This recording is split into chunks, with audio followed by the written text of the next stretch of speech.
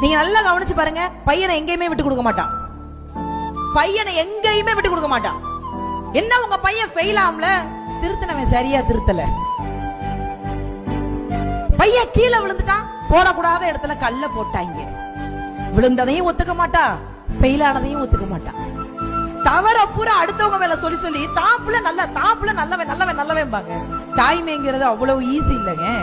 1ஆம் மாதம் உதிரம் நின்று, 2ஆம் மாதம் இதுவன அறிந்து, 3ஆம் மாதம் முகமது வெளுத்து, 4ஆம் மாதம் வாந்தி எடுத்து, 5ஆம் மாதம் மாங்காய் தின்று, 6ஆம் மாதம் சாம்பல் தின்று, 7ஆம் மாதம் இடையது மெலிந்து, 8ஆம் மாதம் நடையது